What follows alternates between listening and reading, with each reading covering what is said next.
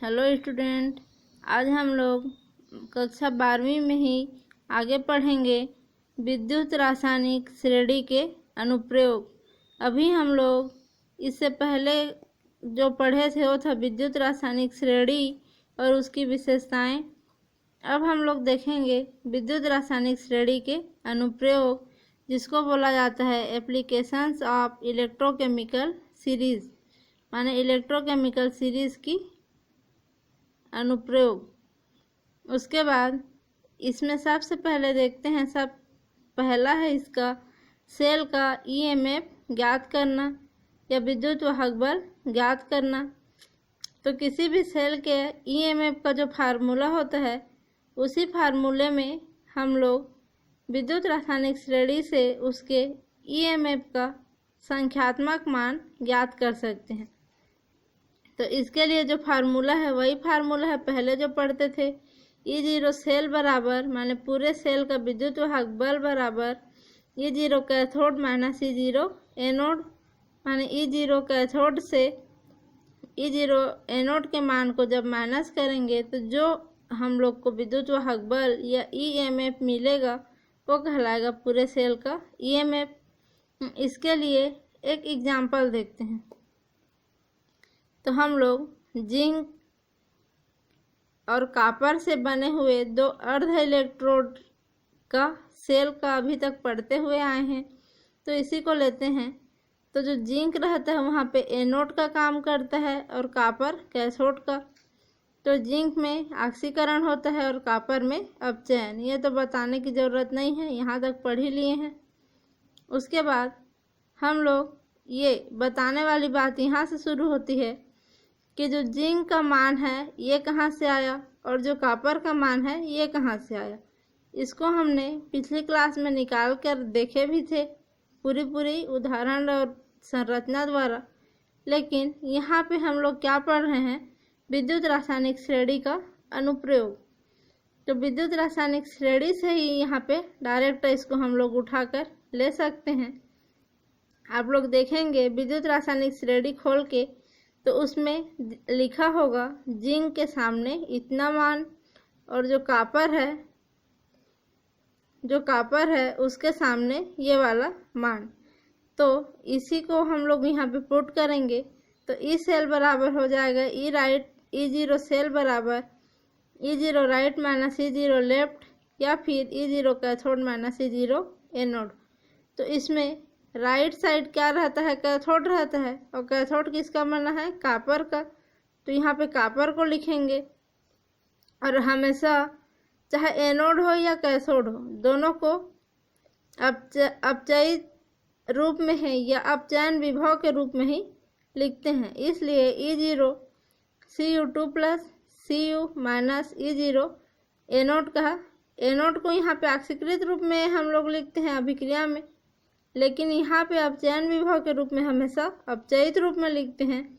इसलिए E0 Zn2 plus Zn हुआ। तो यहाँ पे दोनों का वैल्यू पुट करेंगे तो कॉपर का क्या मिला था, प्लस 0.34, माइनस यहाँ पे है तो माइनस, और जिंक का मिला था माइनस 0.76। तो यहाँ पे एक माइनस और ब्रैकेट के अंदर एक माइनस, तो ये दोनों माइनस क्या हो जाएंगे, प्लस में चेंज हो जाएंगे। दोनों को ऐड कर देंगे, जोड़ने के बाद क्या होता है, यहाँ पे 1.1 वोल्ट ये मिलेगा। तो ये क्या हो गया, किसी भी सेल का E0 सेल की वैल्यू हो गई 1.1 वोल्ट, और किसी भी जो विद्युत रासायनिक सेल है उसका हम लोग यहाँ पे विद्युत वाहक बल ज्ञात कर सकते हैं इलेक्ट्रोकेमिकल सीरीज की सहायता से मान ज्ञात करके। दूसरा उसका जो उपयोग है वो है रेडॉक्स अभिक्रिया के संपन्न होने की संभावना ज्ञात करना। तो यहाँ पे जैसे हम लोग विद्युत वाहक बल ज्ञात किए, तो अगर ये मान धनात्मक में आता है तो रेडॉक्स अभिक्रिया संपन्न होती है, और अगर यही मान ऋणात्मक में आता है तो रेडॉक्स अभिक्रिया संपन्न नहीं होती है। तो इसी के बारे में जानकारी कहाँ से हम लोग प्राप्त करते हैं, विद्युत रासायनिक श्रेणी से रेडॉक्स अभिक्रिया के संपन्न होने की संभावना। तो इसके लिए एक एग्जाम्पल देखेंगे। तो जो कॉपर और जिंक को ही लेते हैं, तो इसमें दो अभिक्रिया होती है क्योंकि दो अर्ध सेल रहता है। तो पहला कॉपर अर्ध सेल में अपचयन होता है, ये अपचयन अभिक्रिया है, और जिंक में भी अपचयित फॉर्म में लिखते हैं, इसलिए इसमें भी अपचयन को दिखाया गया है। दो अर्ध इलेक्ट्रोड लिए, पहला कॉपर था, दूसरा जिंक था। अगर हम लोग अब जो अर्ध इलेक्ट्रोड लिए हैं तो इलेक्ट्रोकेमिकल सीरीज से इनके मान भी उठा के लिए हैं यहाँ से। तो ये कॉपर का है, ये जिंक का है। अब इसमें अगर हम लोग पहले वाले से अर्ध सेल में दूसरे अर्ध सेल को घटाएंगे तो ये इसमें से इसको घटाना पड़ेगा तो एक मान आएगा, या फिर दूसरे मान से पहले वाले मान को घटाएंगे तो एक मान आएगा। तो अब संभावना देखते हैं दोनों मान से।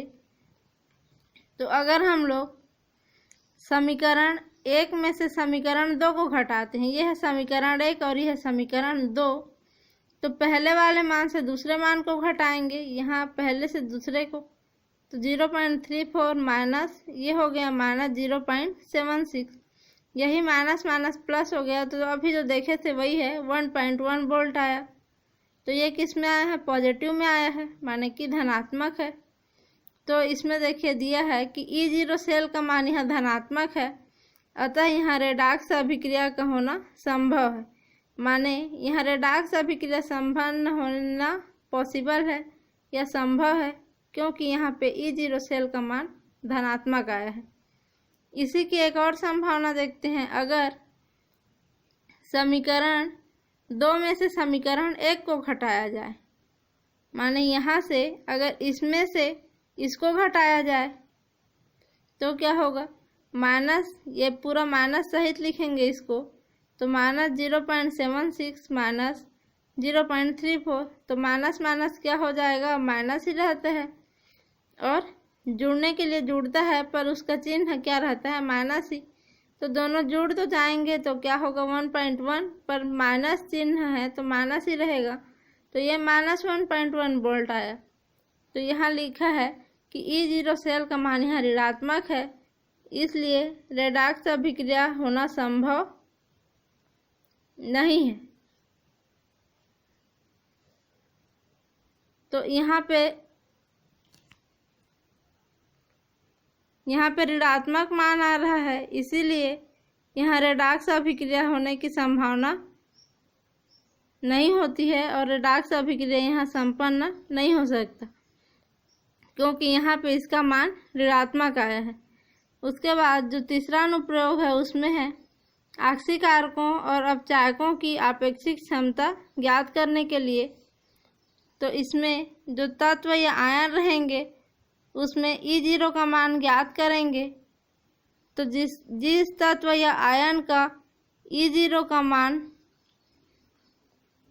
अधिक ऋणात्मक होगा वह प्रबल अपचायक होगा, और कम ऋणात्मक होगा तो वह आक्सीकारक होगा। और E0 का मान तुलनात्मक रूप से अगर धनात्मक होगा तो वह प्रबल आक्सीकारक होगा, और अगर E0 का मान प्रबल अपचायक के लिए ऋणात्मक होगा और आक्सीकारक के लिए धनात्मक होगा। तो कौन सा आक्सीकारक है और कौन सा अपचायक है उसकी यहाँ से आपेक्षिक उसकी क्षमता का ज्ञात कर सकते हैं इलेक्ट्रोकेमिकल सीरीज से। उसके बाद जो चौथा है इसका उपयोग वो है धातुओं द्वारा अम्लों से क्रिया कर H2 मुक्त करने की क्षमता। तो इसको देखे थे कि जो तत्व हाइड्रोजन के ऊपर आते हैं, हाइड्रोजन धातु से ऊपर आते हैं, वो क्या करते हैं? अम्ल से क्रिया करके हाइड्रोजन गैस मुक्त करते हैं, क्योंकि उसके लिए E0 का मान ऋणात्मक होता है। और दूसरा जो हाइड्रोजन से नीचे पाए जाएंगे उनके लिए वोल्ट का मान पॉजिटिव में रहता है, प्लस में, इसलिए वो अम्ल से क्रिया करके हाइड्रोजन गैस मुक्त नहीं कर सकते। अगला उपयोग है सेल के साम्य अवस्था स्थिरांक की गणना करना। तो जब E0 का मान ज्ञात हो जाता है या EMF का मान ज्ञात होता है सेल के लिए, तो उसके बाद हम लोग साम्य अवस्था स्थिरांक के की भी गणना कर सकते हैं। इसका समीकरण आगे देखेंगे अभी। अब आता है धातुओं की क्रियाशीलता की तुलना करने के लिए। तो कौन सा धातु कितना क्रियाशील है, कौन सा अपचयन विभव किसका ज़्यादा है और किसका कम है, उस आधार पे उनकी क्रियाशीलता की तुलना कर सकते हैं।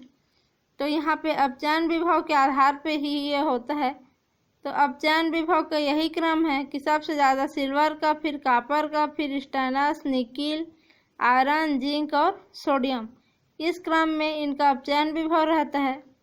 तो जो क्रियाशीलता का क्रम भी है उल्टे क्रम में पाया जाता है। यहाँ सबसे कम सोडियम का है अपचयन विभव, लेकिन क्रियाशीलता का क्रम देखेंगे तो सोडियम का सबसे ज़्यादा है। तो ये उल्टा हो जाता है, अपचयन विभव का मान ज़्यादा रहेगा तो क्रियाशीलता का मान कम होगा, या फिर क्रियाशीलता का मान कम होगा तो अपचयन विभव का मान ज़्यादा रहेगा। तो ये एक दूसरे के जस्ट अपोजिट होंगे। तो यहाँ पे सिल्वर सबसे कम है, फिर कॉपर है, फिर स्टेनस, निकिल, आयरन, जिंक और सोडियम। उसके बाद ये जो धातुओं की क्रियाशीलता थी, अब देखेंगे अधातुओं की क्रियाशीलता। तो जो अधातु की क्रियाशीलता होती है वो अपचयन विभव के समानुपाती होता है।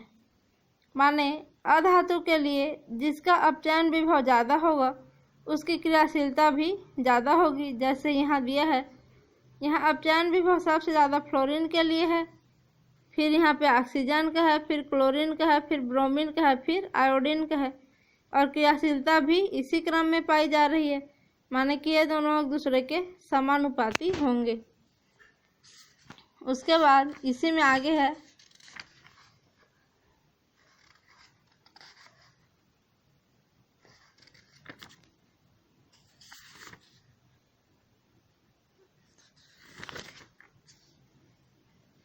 इसी में आप आगे देखेंगे कि जो इलेक्ट्रोड विभव के लिए नर्नस्ट का समीकरण, तो जो इलेक्ट्रोड विभव है वो वहाँ पे ख़त्म होता है इलेक्ट्रोकेमिकल सीरीज के अनुप्रयोग अभी जो देखे क्रियाशीलता वाला वहाँ से। अब इलेक्ट्रोड विभव के लिए नर्नस्ट का समीकरण यहाँ देखेंगे। तो जो नर्नस्ट का समीकरण है वो एक सामान्य इलेक्ट्रोड अभिक्रिया के लिए दिया गया था, जिसमें अगर इलेक्ट्रोड अभिक्रिया को देखेंगे तो सबसे पहले अपचयन विभव को ही लेते हैं। तो यहाँ पे अपचयन अभिक्रिया है, ये एक धातु है जिसका जलीय विलयन या एक्वा सॉल्यूशन लिया गया है, जिसमें वो N+ आयन के रूप में है। अगर ये N इलेक्ट्रॉन ग्रहण करेगा तो इसका N+ धातु में परिवर्तित हो जाएगा और ये N+ से बन जाएगा M, और यहाँ पे एक्वा सॉल्यूशन के रूप में था तो यहाँ पे सॉलिड रूप में आ जाएगा। उसके बाद इस समीकरण को अगर हम लोग नर्नस्ट समीकरण के अनुसार लिखेंगे तो ये हो जाएगा नर्नस्ट समीकरण होता है E बराबर E0 minus RT/NF, Ln metal और इधर मेटल का ऑक्सीकृत रूप। तो इसमें E और E0 जो ले रहे हैं यह सेल का विद्युत वाहक बल है और ये सेल का मानक विद्युत वाहक बल है। R यहाँ पे गैस स्थिरांक है, T टेम्परेचर है, N नंबर ऑफ इलेक्ट्रॉन और F यहाँ पे जो फैराडे का नियतांक है जिसका मान कूलाम्ब में आता है 96,500 कूलाम्ब। तो यहाँ पे E और E0 लिखेंगे तो इस अभिक्रिया के लिए देख रहे हैं, इसलिए यहाँ पे E के साथ M+ और M को अपचयित फॉर्म में लिखेंगे और यहाँ पे E0 है तो N+ और M के रूप में इसको भी लिखा जाता है। तो ये है सेल का विद्युत वाहक बल बराबर मानक विद्युत वाहक बल minus RT/NF, Ln M solid form में और M ऑक्सीकृत फॉर्म में। तो इसको जब लिखेंगे तो ये हो जाएगा समीकरण। तो यही समीकरण जो है नर्नस्ट इक्वेशन कहलाता है या नर्नस्ट समीकरण। अब इसमें यहाँ पे Ln दिया गया है और उसके नीचे दिया गया है लॉग। तो अगर हम लोग Ln को लॉग में चेंज करेंगे तो इसके लिए मान होता है ln बराबर 2.303 लॉग। तो अगर ln के जगह में 2.303 लॉग लिखेंगे तो ये जो पहला समीकरण था वो इस रूप में हो जाएगा। यहाँ पे m और m को n प्लस को हटा दिया गया है तो ये हो जाएगा e बराबर E0 माइनस, यहाँ पे ln के जगह 2.303 को रखा है और यहाँ पे लॉग को रखा है इसलिए ln हट गया तो 2.303 RT अपान NF और ln की जगह लॉग और m सॉलिड रूप में और m n प्लस एक्वा रूप में। तो ये हो गया, यहाँ लॉग हट के ln हट के लॉग आया है। उसके बाद अगर इस विलयन में जो ठोस की सक्रियता होती है उसको इकाई लेंगे तो ms 1 हो जाएगा। ये सॉलिड रूप में जो मेटल लिया गया है उसका मान 1 आ जाएगा। तो इसी समीकरण को अगर लिखेंगे तो ये हो जाएगा, ये सब तो सेम है यहाँ से यहाँ तक लॉग तक। यहाँ पे जो ms है उसकी जगह में 1 आ जाएगा, बाकी नीचे का सेम रहेगा। तो ये है नर्नस्ट का इक्वेशन जो कि किसी भी सामान्य अपचयन अभिक्रिया के लिए दिया जाता है। यहाँ पे जो बताई वही है। E0 बराबर मानक इलेक्ट्रोड विभव, R गैस स्थिरांक, N number of electron, F Faraday है जो 96,500 कूलाम पर मोल इसका वैल्यू है। R है गैस स्थिरांक जिसका मान होता है 8.314 जूल पर केल्विन पर मोल। उसके बाद इस समीकरण में R गैस स्थिरांक, T टेम्परेचर और F फैराडे की वैल्यू रखेंगे तो ये जो ऊपर का समीकरण अभी देखे थे उसमें यहाँ पे मान को पुट कर दिया है। यहाँ से R का मान यहाँ रखा गया है और T का मान 298 केल्विन और F का मान 96,500, तो ये है 2.303। इस पूरे मान को यहाँ पे रखने के बाद इस समीकरण को देखेंगे तो यहाँ पे जो अंडरलाइन है ये 2.303 इंटू 8.314 इंटू 298 अपान 96500, इन सब को अगर हल करेंगे तो इसका मान आता है 0.0591। तो इन सब की जगह नीचे वाले समीकरण में 0.0591 रखे हैं और नीचे का n सेम का सेम है। उसके बाद log 1/m n प्लस ये भी सेम है। तो इसमें इन सब की वैल्यू यहाँ पे रखी गई है 0.0591। तो ये जो समीकरण है वो इसका नर्नस्ट समीकरण का सरलतम रूप है जो इस प्रकार से होता है E m n plus m बराबर E0 m n plus m plus 0.0591 by n log m n plus. यहाँ पे जो m n प्लस नीचे था वो यहाँ ऊपर लिया गया है, इसलिए यहाँ का जो माइनस था यहाँ पे प्लस में चेंज हुआ है। ये माइनस प्लस में चेंज हुआ और यहाँ नीचे का जो n प्लस था वो यहाँ पे ऊपर चला गया। तो ये है नर्नस्ट समीकरण का सरलतम रूप। उसके बाद अगर इसका एक एग्जाम्पल देखेंगे तो जो अभिक्रिया देखे थे हम लोग Mn प्लस के रूप में, उसको अगर जिंक आयन के रूप में देखेंगे तो ये हो जाएगा Zn2 प्लस 2 इलेक्ट्रॉन लेकर के जिंक का सॉलिड फॉर्म बनाएगा। उसके बाद अगर नर्नस्ट रूप में लिखेंगे तो ये Mn प्लस था, वहाँ पे Zn2 प्लस आ रहा है, बाकी वही है E0 माइनस 0.0591/2 और log 1/Zn2 प्लस। यहाँ पे Zn2 प्लस नीचे है इसलिए यहाँ पे माइनस है, अगर ये ऊपर रहता तो यहाँ पे प्लस आ जाता। यह था नर्नस्ट इक्वेशन। उसके बाद आगे इसी में देखेंगे कि जो नर्नस्ट समीकरण है उसकी सहायता से सेल विभव का मान ज्ञात करना। तो जो नर्नस्ट समीकरण है उसकी सहायता से किसी भी सेल का सेल विभव ज्ञात कर सकते हैं या ईएमएफ ज्ञात कर सकते हैं। तो यहाँ पे एक उदाहरण लेते हैं उसी का। जिंक वाले और कॉपर वाले इलेक्ट्रोड से जो सेल बनता है उसी सेल का। तो यहाँ पे जिंक एनोड के रूप में लेंगे और कॉपर को कैथोड के रूप में लेंगे, और जिंक लेफ्ट हैंड साइड या बाएं साइड लिखाएगा, और जो कॉपर है वो दाएं इलेक्ट्रोड है इसलिए दाएं साइड लिखाता है। तो इसमें पहले एक एक सेल का हम लोग देखेंगे नर्नस्ट इक्वेशन। तो पहले देखते हैं कॉपर के लिए नर्नस्ट इक्वेशन। तो ये हो जाएगा Cu2 + Cu बराबर E0 Cu2 + Cu plus RT अपान, यहाँ पे N के जगह में 2 लिखा है क्योंकि NF ना होकर के 2F है, क्योंकि यहाँ पे नंबर ऑफ इलेक्ट्रॉन 2 रहता है, क्योंकि 2 इलेक्ट्रॉन ऑक्सीकरण में निकलता है और अपचयन में फिर से कॉपर द्वारा ग्रहण किया जाता है, इसलिए यहाँ पे N की जगह 2 लिखा है। तो ये हो जाएगा RT अपान 2F, फिर Ln, यहाँ पे Ln के फॉर्म में लिखा है लॉग ना लिख करके, तो ये Ln के फॉर्म में है, और यहाँ पे प्लस है इसलिए Cu2 प्लस ऊपर है। ये हो गया पहला इक्वेशन कॉपर के लिए।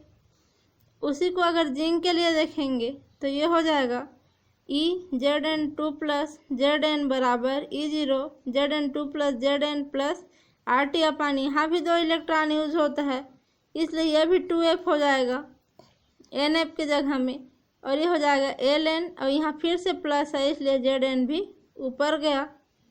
अब ये दोनों अर्ध सेल के लिए नर्नस्ट इक्वेशन था, ये कैथोड अर्ध सेल के लिए और ये एनोड अर्ध सेल के लिए। अगर इसमें सेल का हम लोग विद्युत वाहक बल निकालेंगे तो वही इक्वेशन पहले वाला, ई सेल बराबर E0, सॉरी यहाँ पे E0 नहीं है बस E है, ई सेल बराबर E right minus E left. तो यहाँ पे जो राइट के जगह में कॉपर वाला कैथोड रहता है, इसलिए जो कैथोड का पूरा नर्नस्ट इक्वेशन यहाँ पे पुट होगा, और ई लेफ्ट में जो जिंक वाला पूरा नर्नस्ट इक्वेशन यहाँ पे पुट करेंगे। तो ये इस रूप में आ जाएगा कॉपर का Nernst equation total minus left के जगह में जिंक का टोटल नर्नस्ट इक्वेशन, ये हो गया। अब इसको माइनस का चिन्ह है तो इस वाले से इस वाले को घटाना है, तो इसको हम लोग पहले E0 और इस E0 को घटाएंगे, उसके बाद इसको और इसको घटाएंगे। तो जो E0 Cu2 प्लस और Cu है उसको माइनस करेंगे इसके साथ, तो ये हो जाएगा इस E0 को लिखा है माइनस E0 Zn2 + Zn, एक स्टेप ये हो गया। उसके बाद प्लस का चिन्ह है तो प्लस का लगा, फिर ये RT अपान NF Ln इसमें भी है और RT अपान 2F Ln इसमें भी है, तो RT अपान 2F Ln दोनों से कॉमन ले लिया है यहाँ पे, तो ये हो जाएगा RT अपान 2F Ln, और ये Cu2 प्लस को ऊपर लिया है और उसके बाद माइनस है, तो माइनस चिन्ह में इधर का जो Ln के रूप में लिखते हैं तो माइनस के बाद जो लिखा रहता है वो नीचे में आ जाता है, इसलिए यहाँ पे माइनस है तो Cu2 प्लस ऊपर है और यहाँ का Zn2 प्लस नीचे लिखा गया है। तो ये हो गया इस समीकरण का घटाने के लिए। तो यहाँ पे फिर वही आ जाता है कि E0 cathode minus E0 anode हो गया ये, तो E0 cathode minus E0 anode का होता है E0 सेल, ये इक्वल होगा E0 सेल के प्लस RT अपान 2F और Ln का Ln है, बाकी ये सेम का सेम वही लिखा है। तो ये हो गया किसी भी सेल के लिए विद्युत वाहक बल जब ज्ञात करते हैं तो ई सेल बराबर E0 सेल प्लस RT अपान NF, या फिर नंबर ऑफ इलेक्ट्रॉन को N के जगह पुट करेंगे और Ln और कैथोड का ऑक्सीकृत फॉर्म और एनोड का ऑक्सीकृत फॉर्म। तो इस समीकरण में अगर Cu2 प्लस और Zn2 प्लस इक्वल रहेगा या फिर ये दोनों इक्वल रहेगा 1 के, तो यहाँ पे ये वाला जो स्टेप है ये पूरा 0 हो जाएगा, क्योंकि Ln 1 = 0 होता है। तो Ln ये इक्वल और ये इक्वल रहेगा तो ये 1 हो जाएगा, तो Ln 1 = 0। तो ये वाला पूरा जो पद है ये 0 हो जाएगा। तो यहाँ पे बचेगा ई सेल बराबर ई 0 सेल। तो वही लिखा है ई सेल बराबर ई 0 सेल। तो यहाँ पे अगर आर टी और एफ की वैल्यू रखेंगे जो पहले रखे थे तो वहीं से आ जाएगा ई सेल बराबर ई 0 सेल प्लस अगर तीनों की वैल्यू रखेंगे तो ये हो जाएगा 0.0591/2 और यहाँ पे एल एन की जगह लॉग आ जाएगा और ये मान यहाँ रखेगा। तो ये हो गया नर्नस्ट समीकरण किसी भी सेल के लिए जब दोनों इलेक्ट्रोड का नर्नस्ट इक्वेशन लेकर के निकालते हैं उस स्थिति में। तो ये था। उसके बाद एक और एग्जांपल दिया गया है। अगर हम लोग कॉपर और सिल्वर का लेंगे तो इसी प्रकार से पहले पहचानना है कि किस में ऑक्सीकरण होगा और किस में अपचयन होगा। उसके बाद इसी रूप में इसको भी लिख सकते हैं। अगर किसी विद्युत रासायनिक सेल की जो सामान्य अभिक्रिया रहती है उसके लिए अगर नर्नस्ट इक्वेशन लिखा जाता है तो ये इस प्रकार से रहता है ई सेल बराबर ई 0 सेल माइनस 0.0591/n लॉग और ये उत्पाद का आयन बटा अभिकारक का आयन। तो इसमें ए और बी अभिकारक है और सी और डी उत्पाद है। तो ई सेल बराबर लिखेंगे तो ई 0 सेल माइनस ये तो सेम है लॉग फिर ये उत्पाद वाला फॉर्म और नीचे अभिकारक का आयन और जो भी यहाँ पे इसकी जितने मोल लिए गए हैं जैसे स्मॉल ए एक का कितना लिया गया है उसको दिखा रहा है बी का स्मॉल बी। तो इसको घात के रूप में लिखते हैं। तो ये सी के घात में स्मॉल सी डी के घात में स्मॉल डी और ए के घात में स्मॉल ए और बी के में स्मॉल बी। और यहाँ पे जो बड़ा ब्रैकेट लिया गया है उसकी सांद्रता को व्यक्त करता है या कॉन्सेंट्रेशन को। तो ये concentration of C into concentration of D upon concentration of A into concentration of B. तो इसको उत्पाद आयन और अभिकारक आयन के सांद्रण के रूप में भी लिख सकते हैं। अगर एनोड और कैथोड के रूप में लिखेंगे तो ये हो जाएगा E 0 cell minus 0.0591/n log anode ion बटा कैथोड आयन। इसके आगे का अब अगली क्लास में पढ़ेंगे।